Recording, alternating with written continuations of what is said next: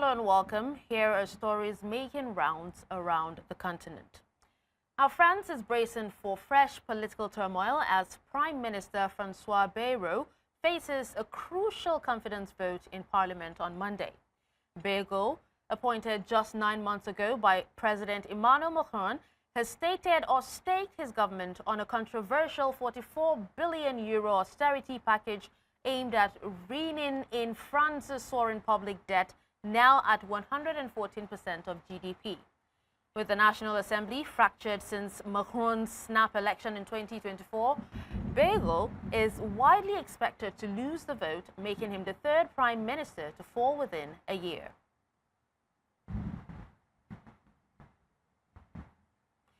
At least 14 people have been killed and dozens injured in Nepal after violent clashes broke out in the capital, Kathmandu, over the government's decision to block 26 social media platforms, including Facebook, YouTube, and Instagram. What began as a peaceful demonstration near Maitiga Mandala turned deadly when protesters, largely students, attempted to breach security cordons near Parliament. Police responded with tear gas, water cannons, and rubber bullets, while authorities imposed a curfew and deployed army units to restore order.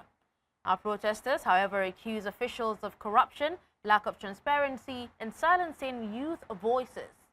Injured demonstrators were rushed to Civil and Everest hospitals, where several of the dead succumbed to wounds from the clashes.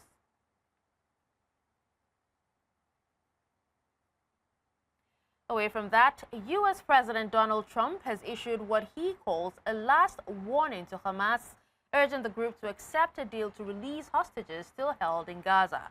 The move comes as Israel deepens its assault on Gaza City. News Central's senior international correspondent Afia Hagen reports. Donald Trump has turned up the pressure on Hamas.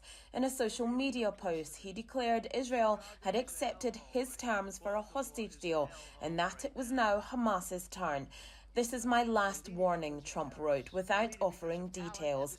But within hours, Hamas signaled readiness to negotiate, saying it was prepared to sit down immediately, following what it described as a new American idea for a ceasefire agreement. U.S. outlet Axios reported that White House envoy Steve Witkoff sent Hamas a fresh proposal last week. The White House has yet to reveal specifics, but Trump insisted progress has been made. "Good things could happen," he told reporters. "I think we're going to have a deal on Gaza very soon." For Israeli hostage families, the president's intervention was welcomed as a breakthrough. Since Hamas's October 7th attack, 251 hostages were seized. Israel believes 47 remain in Gaza, with 25 confirmed dead. Meanwhile, the conflict continues to escalate. On Sunday, Israel bombed a third residential tower in Gaza City in as many days. Witnesses describe the strike as like an earthquake. Gaza's civil defense says at least 48 people were killed in the latest bombardments. Israel insists Hamas is using the buildings as military observation points. Prime Minister Benjamin Netanyahu says 100,000 residents have already fled Gaza City, accusing Hamas of using civilians as human shields. But the humanitarian toll is mounting. More than 64,000 Palestinians have been killed since October, according to Gaza's health ministry figures, which the UN regards as credible. In a stark warning echoing Trump's words, Israel's Defense Minister Israel Katz told Hamas to surrender or face annihilation. The stage is set for high-stakes negotiations, but with airstrikes intensifying and rhetoric hardening, a breakthrough still appears far from certain. For News Central, I'm Afia Hagen. We have our international correspondent Afia Hagen here to speak with us on this. Thank you for joining us, Afia. Can you go ahead and tell us, it's widely accepted by now that the ground offensive in Gaza City is expanding. So what do we know? Yes. Well, Israel haven't explicitly said that they are widening the offensive, but like you so rightly said, it is expected that this offensive is being widened, particularly in Gaza City. Now, Israel's defense minister, Israel Katz, on X said last night, this is a final warning to the Hamas murderers and rapists in Gaza and in luxury hotels abroad. Release the hostages and put down your weapons, or Gaza will be destroyed and you will be annihilated. He went on to say, today a massive hurricane will hit the skies of Gaza City and the roofs of the terror towers will tremble. He also added that the military were preparing to expand operations to conquer Gaza City. Now, we did have the bombing of that third high-rise in as many days over the weekend. The IDF said it was being used by Hamas to monitor the location of troops in the area. Hamas has denied using these residential buildings, the ones that were bombed, for military purposes. All right, Afia, but what's the latest on the ceasefire talks in the region? Now, the ceasefire talks seem to have somewhat stalled in the past few weeks, but we did have President Trump over the weekend saying that Israel had accepted what he had put forward as terms for a ceasefire deal. And Hamas have replied and said that shortly after Trump said that they were ready to immediately sit at the table after hearing some of those ceasefire deals, some of the recommendations. But in exchange, Hamas have said they want a clear declaration of the end of the war, a full withdrawal from the Gaza Strip, and the formation of a committee of independent Palestinians to manage the Gaza Strip, which would begin its duties immediately. Now, there's been some reporting from the United States that the White House envoy Steve Witkoff sent a new proposal for a Gaza hostage and ceasefire deal to Hamas last week. And that's what they have responded to.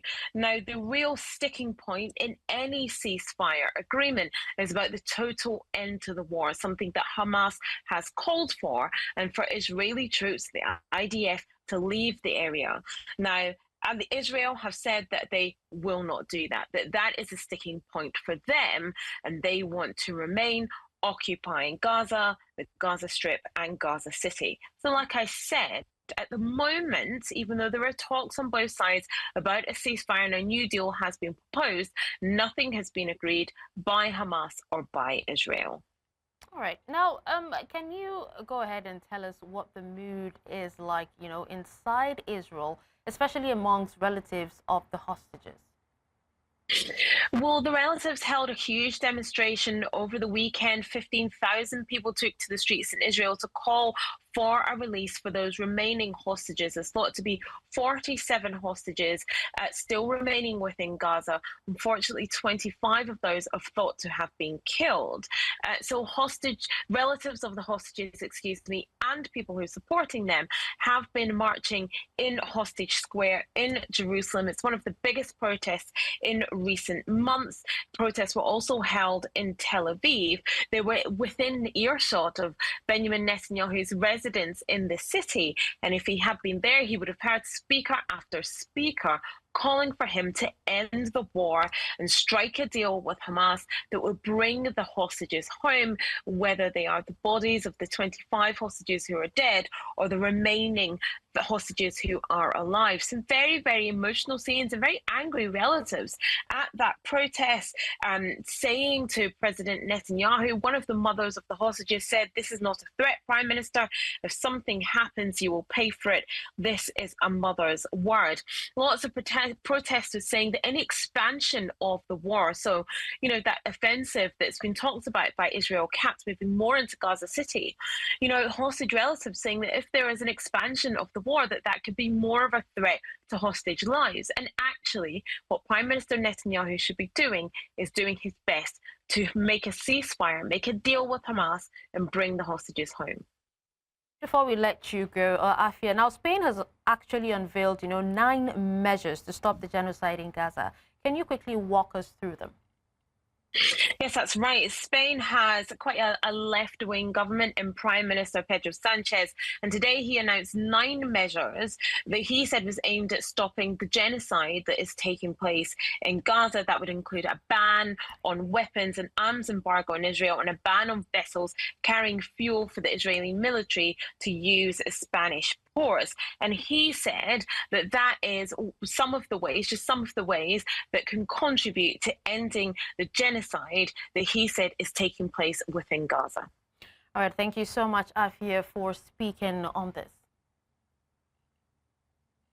Well, that's a wrap on Beyond the Continent. Now, from Gaza to eastern Congo, civilians are trapped in wars where armed groups and state forces stand accused of crossing every red line, from indiscriminate bombings to rape and also torture. In both conflicts, the UN warns of potential war crimes, mass displacements, and deepening humanitarian crises, underscoring how ordinary people, not the fighters, pay the highest price. So after the break, we will move our focus to the DRC. Stay with us.